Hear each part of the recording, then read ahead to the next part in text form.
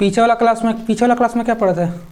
पिछले वाला क्लास में सेंट्रोसोम पढ़े थे। देखो कोशिका पढ़े थे, कोशिका झिल्ली हो गया था, सेंट्रोसोम हो गया था, वही कोशिका विभाजन, ठीक है।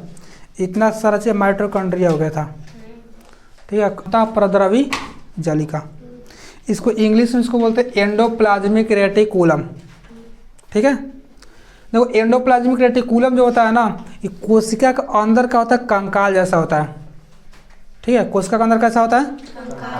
कंकाल जैसा होता है। एक तरह से कहो कि कोशिका के अंदर ना पिलर का काम करता है, ठीक है।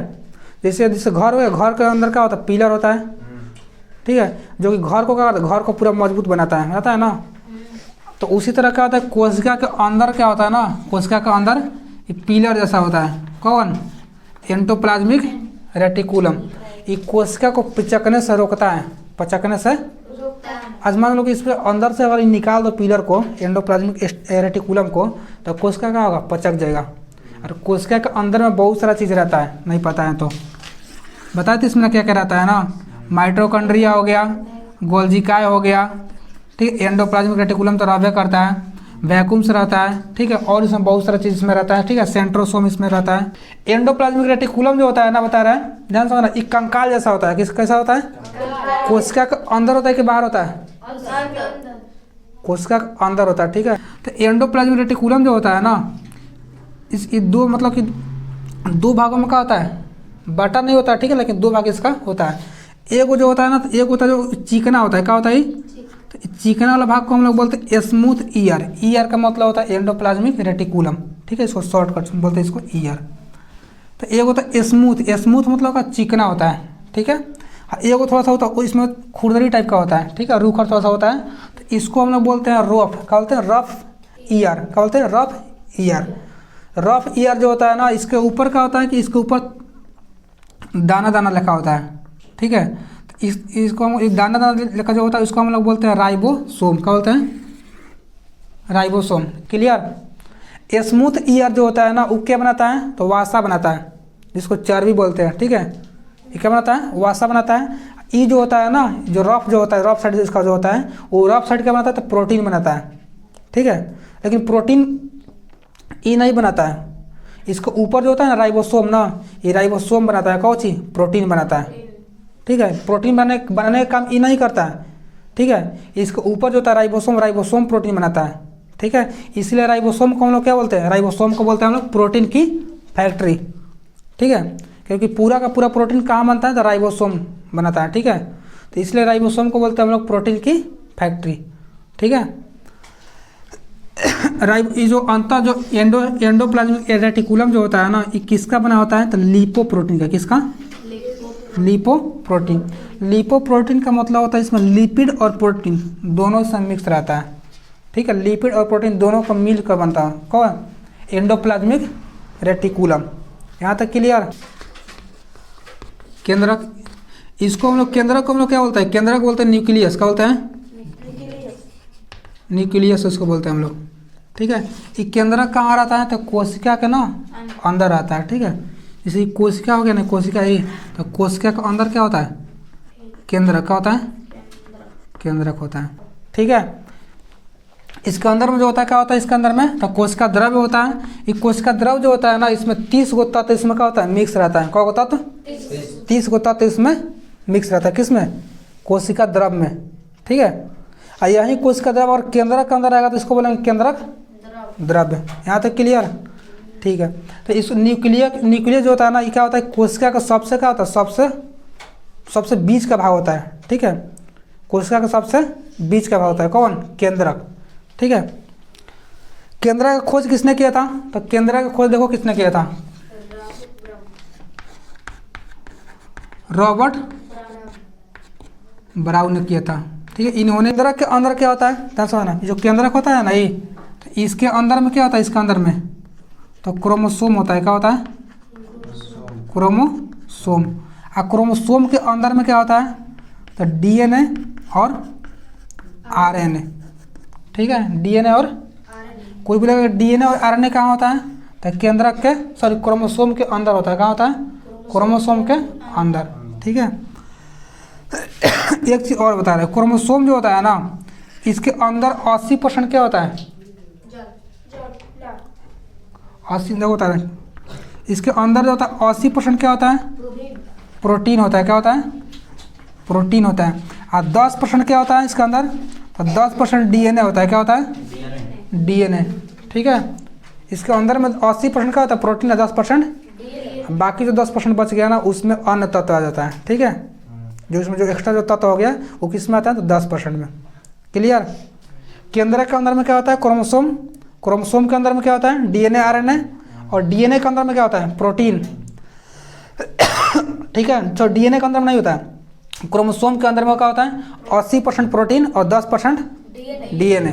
ठीक है, अब बाकी जो 10% बच गया उसमें अन्य तत्व आ जाएगा।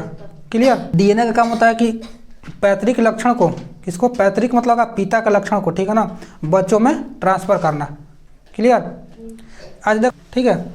अच्छा देखो, किसी किसी का बाल मतलब पक जाता है, ठीक है, तो उसका लड़का का भी बाल क्या होगा? पक जाएगा।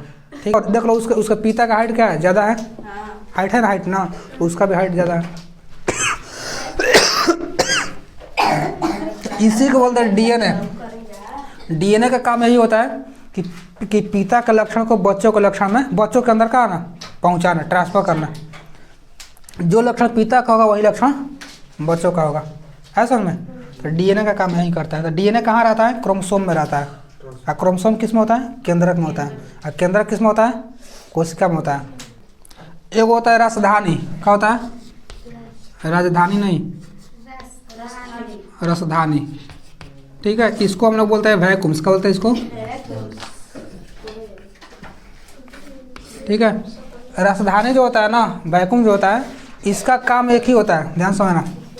इसका काम क्या होता है? तो इसका काम होता है कि शरीर में, ठीक है ना, शरीर में जल को संतुलित करना। क्या करना?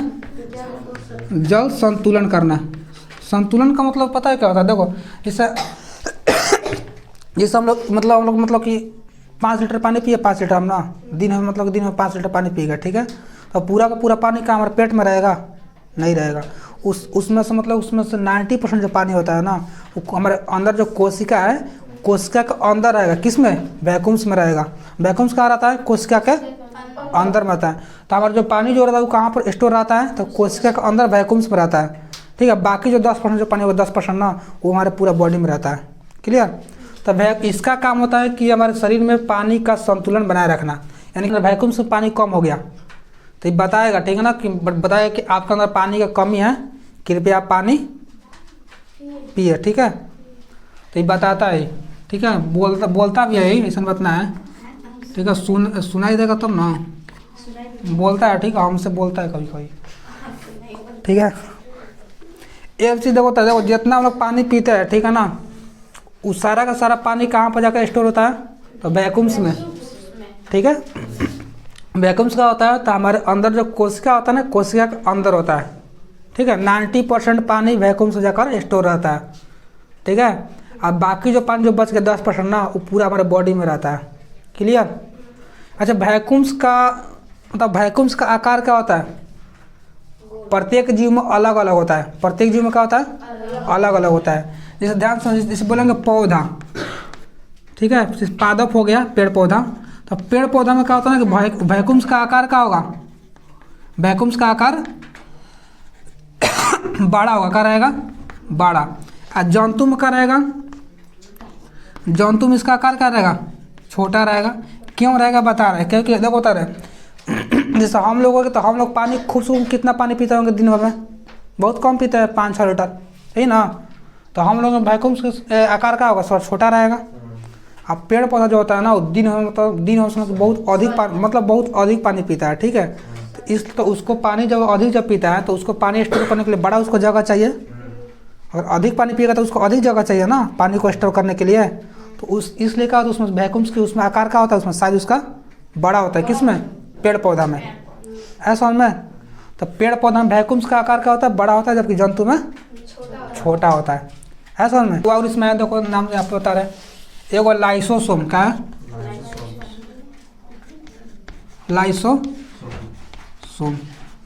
इसका इंग्लिश नाम भी इसका यही होता है, लाइसोसोमे होता है। ठीक है, इसका इंग्लिश नाम भी क्या होता है? लाइसोसोम होता है। ठीक है, ध्यान समझना। देखो लाइसोसोम जो होता है ना, जिसे बता रहे हैं यहाँ पर, लाइसोसोम जो होता है कोशिका के अंदर होता है। क्या होता है? जैसे कोशिका हो गया ना पूरा, नहीं तो कोशिका के अंदर बहुत सारा चीज़ होता है। माइटोकॉन्ड्रिया हो गया, वैक्यूम्स हो गया, एंडोप्लाज्मिक रेटिकुलम हो गया। ठीक है, तो इसमें वो लाइसोसोम भी होता है। क्या होता है? देखो इसके अंदर जो होता है ना, जल अपघटक एंजाइम। क्या होता है? एंजाइम। लाइसोसोम के अंदर जो होता है जल अपघटक एंजाइम होता है। एक कहो ना तो एक तरह से जहर होता है। क्या होता है? जहर होता है। ठीक है, लाइसोसोम किसके अंदर रहता है? कोशिका के अंदर है। ठीक है, अगर मान लो कि अगर लाइसोसोम कहीं फट गया तो क्या होगा? इसके अंदर से क्या होगा? जहर जो निकलेगा ना, ये तो पूरा कोशिका में पूरा फैल जाएगा। तो कोशिका के अंदर में जो रहेगा ना, वो पूरा का पूरा का साफ हो जाएगा। है समझ में? इसका काम देखो, इसका काम इसका होता है ना, बता रहा है कहाँ पर। इसका काम इसका एक ही होता है, कोशिका के अंदर मतलब जितना मतलब कचरा रहेगा ना, कोशिका का पाचन करना। क्या करना? कौन से कोशिका? जिंदा कोशिका की मरे हुए कोशिका का? जैसे कोशिका से आसमान लोग हमारे अंदर चोट लग गया ना, कहीं पर ना चोट लग गया तो वहाँ का कोशिका क्या होगा? पूरा का पूरा कोशिका मर जाएगा। तो कोशिका जो मर जाएगा तो कब बाहर आ जाएगा? उसी में रहेगा। तो उसमें कचरा सब मतलब उसमें कचरा का जिसका उसमें क्या होगा? चारों तरफ फैल जाएगा। ठीक है, तो उस मतलब उस मरे कोशिका क्या करता है? पाचन करता है। कौन? लाइसोसोम। तो पाचन करके क्या करता है? कोशिका को पूरा क्लीन यानी कि साफ करता है समझ में? और कभी कभी क्या होता है ना कि कोशिका को मारने का भी काम करता है। ठीक है, अगर फट गया अगर यहाँ पर नहीं तो समझ पूरा का पूरा कोशिका क्या होगा? साफ हो जाएगा। ऐसा में पूरा खत्म हो जाएगा। जैसे मतलब जैसे रूम हो गया नहीं, जैसे रूम का हो गया हमारा कोशिका हो गया। इसमें मतलब इसमें बहुत सारे इसमें लोग बैठे हुए हैं। ठीक है, जैसे वैक्यूम्स हो गया, ये सब जितना है इसमें क्या रूम के अंदर है। इस रूम के अंदर में वो बम रखा गया है। तो बम अगर फटेगा तो क्या होगा? पूरा का पूरा रूम क्या होगा? पूरा रूम खत्म कर देगा। तो वही काम क्या होता है? लाइसोसोम करता है। अगर ये फट गया, ठीक है, तो इसके अंदर से क्या निकलेगा? जल अपघटक एंजाइम, जो कि पूरी कोशिका में फैल जाएगा। और कोशिका के अंदर में जो रहेगा ना, माइटोकॉन्ड्रिया वैक्यूम जितना ही सब रहेगा, इस सब का सब धीरे धीरे खत्म हो जाएगा। ऐसा में तो कोशिका को अगर मतलब अगर सुसाइड करना होगा ना, तो इसको मतलब क्या कर रहा है? इसको डैमेज कर देगा। इसको यानी कि फका होगा, फट जाएगा तो कोशिका पूरा। और कोशिका को अगर आत्महत्या करना, सुसाइड करना होगा, ठीक है, तो ये क्या कर रहा है? तुरंत इसको डैमेज कर देगा। किसको? लाइसोसोम को। तो लाइसोसोम फट जाएगा तो पूरा कोशिका मर जाएगा। तो लाइसोसोम जो होता है इसको हम लोग बोलते हैं, लाइसोसोम को आत्महत्या की थैली। क्या बोलते हैं? आत्महत्या की थैली बोलते हैं। किसको? लाइसोसोम को। ठीक है, आज देखो मतलब कि चोट लगता है अगर ना, मतलब हाथ में चोट लग गया तो वहाँ पर ब्लैक लिखा होता है, धाबा लिखा होता है, ब्लैक धाबा ना। तो धाबा क्यों होता है? क्योंकि वहाँ कोशिका जब मरता है वहाँ पर ना, तो कोशिका मतलब वहाँ पर जमा होता है, मरे हुई कोशिका। तो क्या होता है? पूरा ब्लैक होता है कोशिका। ठीक है, वहाँ का पूरा वहाँ का ब्लैक। तो लाइसोसोम आएगा उधर से, ठीक है, और पूरा कोशिका का पाचन करेगा, यानी कि कोशिका वहाँ से साफ करेगा। तो कुछ दिन के बाद, चाहे कुछ समय के बाद, वो क्या होता है? हमारे हाथ जो होता है ना, स्किन जो होता है, वो पहले ऐसा हो जाता है। क्लियर? देखो ये लेकिन होता है कोशिका, उसका नाम उसका होता है आरबीसी। क्या होता है? आरबीसी में लाइसोसोम होता है। इसमें लाइसोसोम इसमें क्या होता है? इसमें नहीं होता है। ठीक है, अगर आरबीसी को अगर मतलब अगर इसको मरना होगा ना, तो कहाँ जाता है? पलीहा में जाता है। कहाँ जाता है? पलीहा। इसको बोलते हैं इसको पलीहा। ठीक है, आरबीसी कहाँ पर जाकर मरता है? पलीहा में मरता है। तो इसको आरबीसी का सुसाइड बॉक्स किसको बोलेंगे? पलीहा को। ठीक है, आरबीसी का सुसाइड बॉक्स कौन होगा?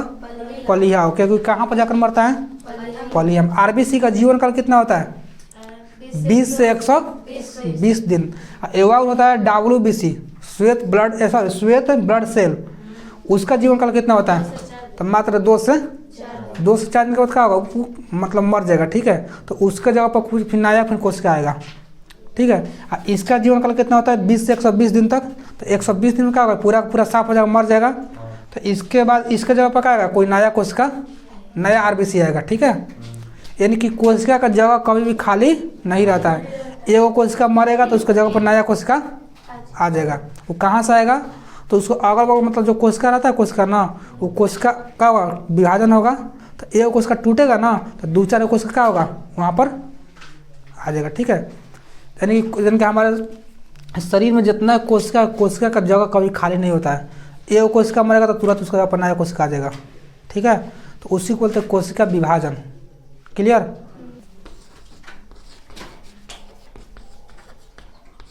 ये होता है जीव द्रव्य। ठीक है, इसको इंग्लिश में इसको बोलते हैं इसको इंग्लिश में इसको बोलते हैं प्रोटोप्लाज्म।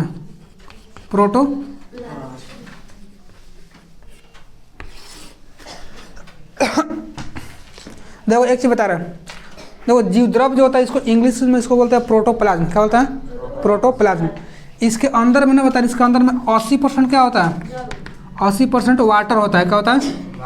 वाटर होता है। ठीक है, जीव द्रव्य के अंदर में 80% वाटर होता है। जीव द्रव्य कहाँ होता है?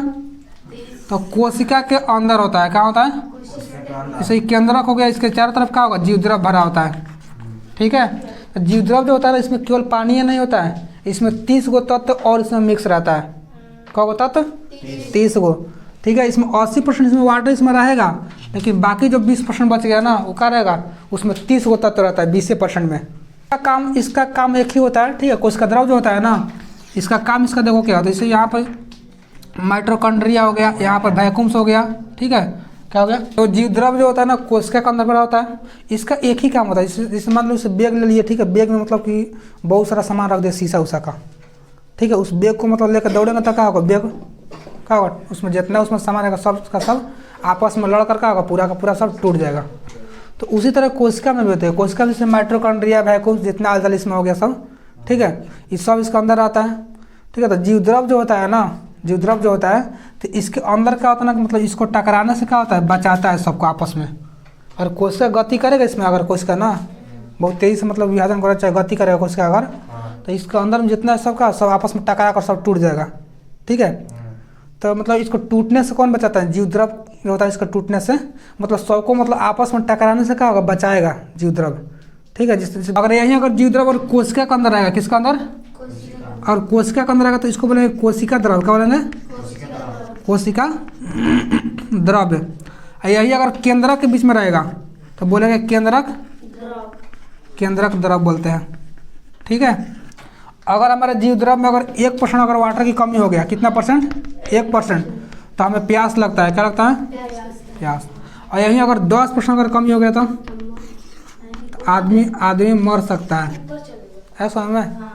और 1% अगर कमी होगा, अच्छा हमको प्यास लगता है। हमको प्यास क्यों लगता है? क्योंकि हमारे जीव द्रव्य में जो वाटर जो होता है 80% ना, उसमें 1% वाटर का होता है कमी होता है, तो हमको प्यास लगता है। वही अगर 10% कम हो गया तो आदमी मर सकता है। ठीक है, तो इसलिए आदमी को टाइम पर पानी पीना चाहिए। ठीक है, पानी का संतुलन हमेशा बनाए रखना चाहिए। ठीक है, ठंडा के दिन में तो और पानी पीना चाहिए आदमी को। ठंडा के दिन में आदमी पानी कम पीते हैं। ठीक है, देखो किसी का त्वचा का होता है ठंडा में का घिंचने पर लाइन घिंचा जाता है, इसे पता है ना? तो ऐसे तो क्यों होता है? क्योंकि पानी की कमी से होता है। ठंडा में आदमी पानी क्या करता है? पानी कम पीता है। अच्छा गर्मी में क्या नहीं होता है? सोचे हो कभी? क्योंकि गर्मी में क्या होता है ना कि गर्मी में आदमी पानी ज़्यादा पीते हैं तो पानी बाहर निकलता है तो त्वचा मुलायम रहता है। और ठंडा में क्या होता है ना कि ठंडा में आदमी पानी कम पीते हैं तो त्वचा क्या होता है? थोड़ा सा रूखड़ी टाइप का होता है। ठीक है, ऐसे करने पर थोड़ा सा लाइन खींचा जाएगा उसमें, तो पानी की कमी से होता है। अगर पानी का संतुलन रहेगा हमारे बॉडी में ना, त्वचा हमारा क्या रहेगा? एकदम मुलायम रहेगा। ठीक है, विस्लिंग लगाने की जरूरत उसमें नहीं पड़ता। ठीक है, पानी का लेवल बड़ी में रहना चाहिए शरीर में।